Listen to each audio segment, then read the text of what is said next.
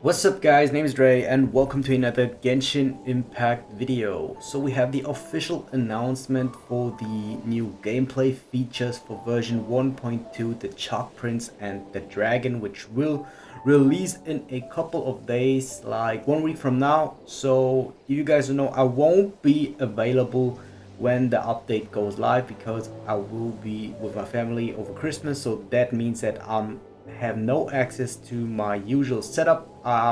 We'll prepare some videos over the course of the week for the time I'm not available, but I try to make a video here and there when I have time for version 1.2 for the features when they are live. So now let's take a quick look at what we've got for DRAGONSPINE. In version 1.2, travelers will be able to put their adventuring skills to test in all new DRAGONSPINE area. Here travelers will discover a whole new exploration experience filled with various puzzles as well as new quests and mechanics awaiting at every turn. So the first mechanic that we have is the Subzero Climate details. So I did talk about this a little bit in my preparation video for 1.2. Now we have the official information how the mechanic does work. A brand new environmental mechanic has been specially added to the DRAGONSPINE area, Subzero Climate. In the plummeting temperatures of DRAGONSPINE, characters will continuously accumulate sheer cold.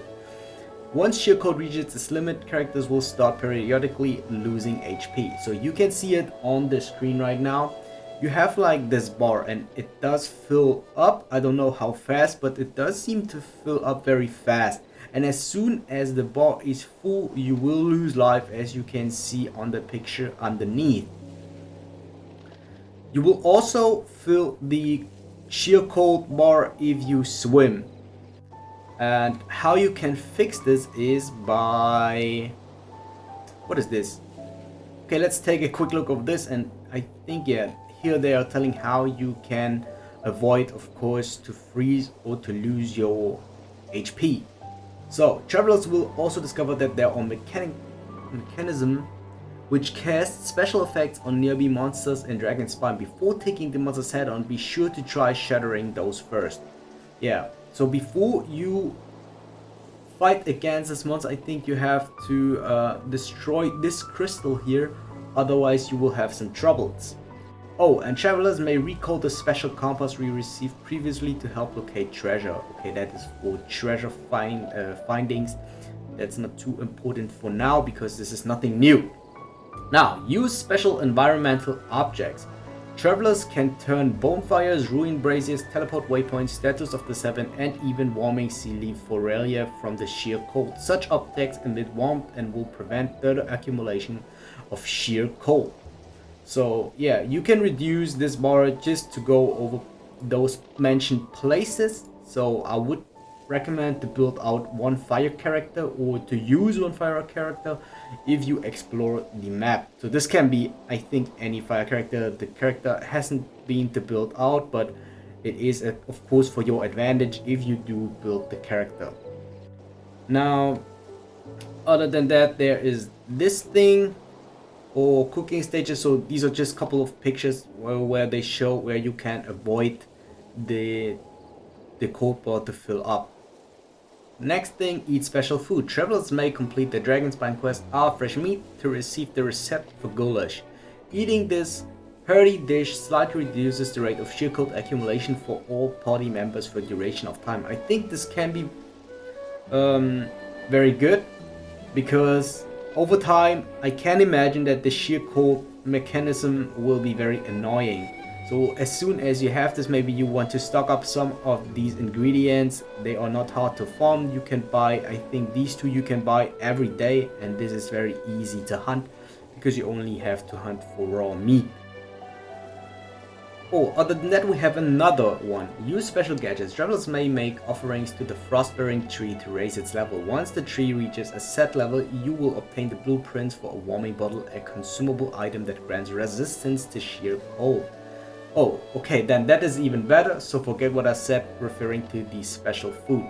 So what they all mean with the Frostbearing Tree, there is a new tree where we can collect some oculus to spend on the tree, and then we can get some additional rewards.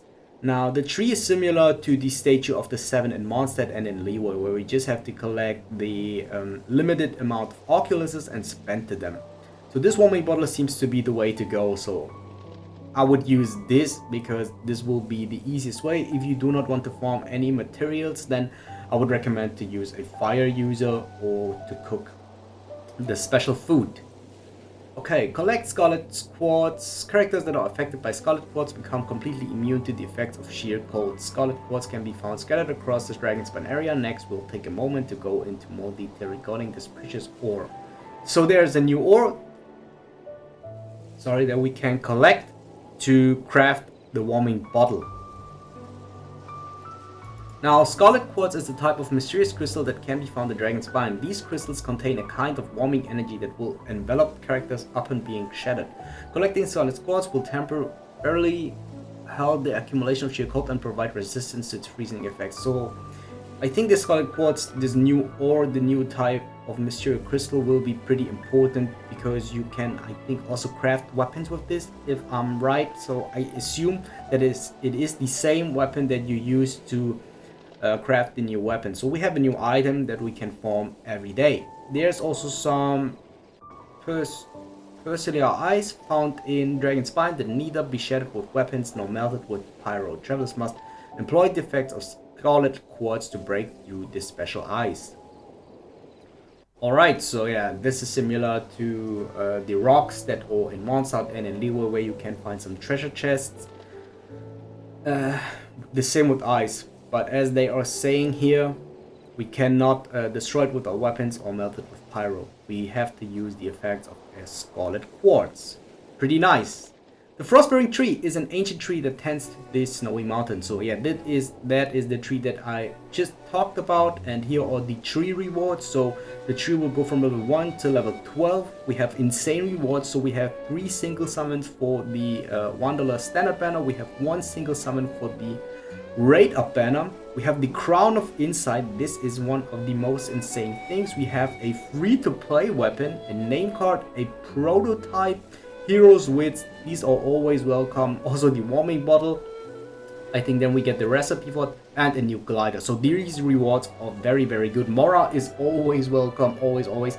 Mystic enhancement ores, the same, especially if you are adventure rank 50 or above. These rewards are very, very good for you, even if you're, of course, lower than adventure rank 50. But yeah, very, very strong rewards, and we do not need resin at all to get these rewards. This is the good thing on the whole update. Once Frostbearing Tree has reached level 2, travelers will be awarded a blueprint of crafting the warming bottle. Yeah, that's what I just said. You do need this, so you can farm up some of these flowers before, because I assume that you do not get these in Dragonspine, but you can farm them in Leeway and in Mondstadt. And this is the new crystal that you can get in both in the new region, only in Dragonspine. Yeah, it will have a cooldown of 120 seconds. Not too much of interesting things. A new name card, so you can see it in the background here. Then this new weapon. Once the Frostbearing Tree has reached level 10, travelers will be awarded blueprints for forging the 4-star catalyst weapon. Oh, we get the... I don't know. I think we do not get the weapon, but we do get the recipe for the weapon. If I understand this right, we only do get the recipe. So this seems to be a pretty solid catalyst. It does give attack percentage, has 42 base attack, and the effect hitting enemy with normal and charge attacks has a 60% chance of forming and dropping an Everfrost icicle above them, dealing 80% AoE attack damage. Enemies affected by cryo with a 200% attack damage can only occur once every 10 seconds. So a very strong catalyst for ice users, but there is currently no ice catalyst user in the game. But you can also use this effect by applying the cryo effect through another character like Kea, Diana, Changyeon, and Ganyu in the future, and then you still can apply the effect by hitting with another character that uses a catalyst. So a very good, I think this is a very solid one. It is free to play because we can craft it, so I think it is pretty good. Yeah, this is the glider, so only to so that you can see. And in addition to the reward listed above, once the Frostbearing Tree has reached level 8, travelers will also unlock Crimson Wish. 5 new Crimson Wish quests will be available every Monday and Friday, which can be completed to receive Crimson Agate.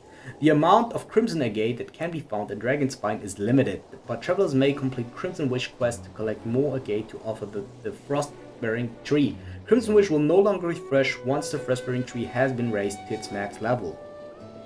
This seems to be very nice because I think this is no event, this is a permanent thing in the game. So the Crimson Wish thing is permanent. You can do this for the quest every Monday and Friday.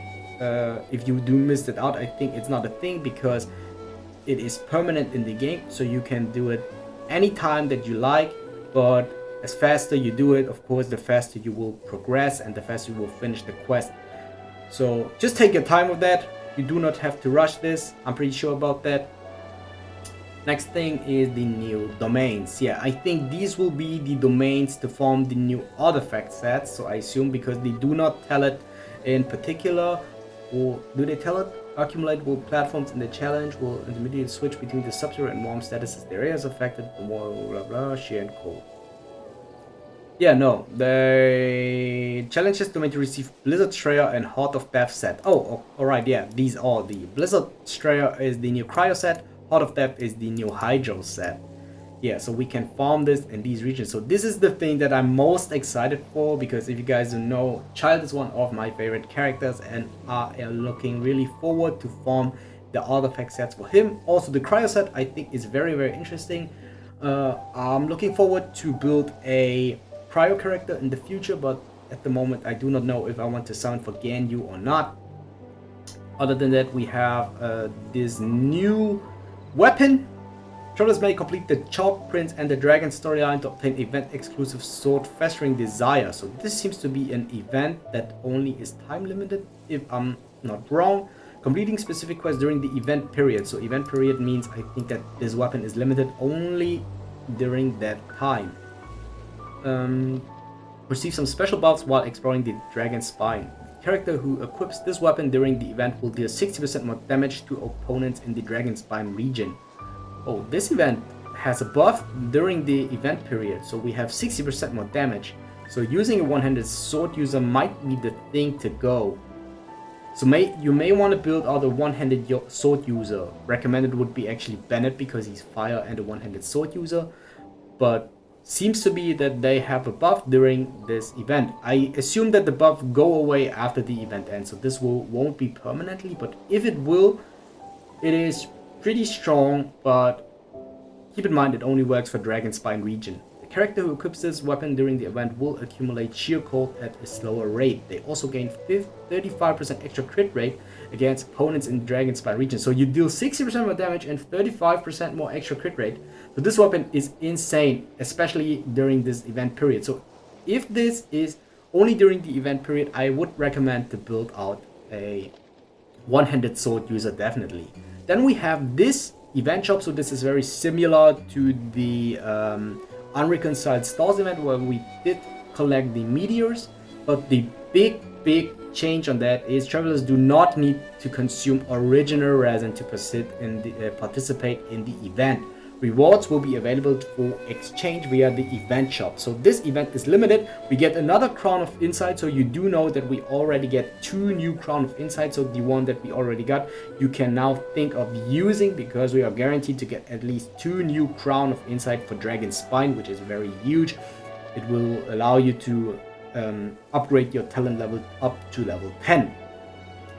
Yeah, that's it already. So pretty good news overall. This patch seems to be insane, very free to play friendly, very good in general. Yeah, let me know what you think about this, and yeah, if you guys do enjoy or did enjoy today's Genshin Impact video, subscribe to my channel for more of it, and like, comment would help me out a lot, and I'll see you guys next time. If you guys want to see more Genshin Impact content, videos should pop up on the screen, and now make sure to check them out, and I thank you for your support.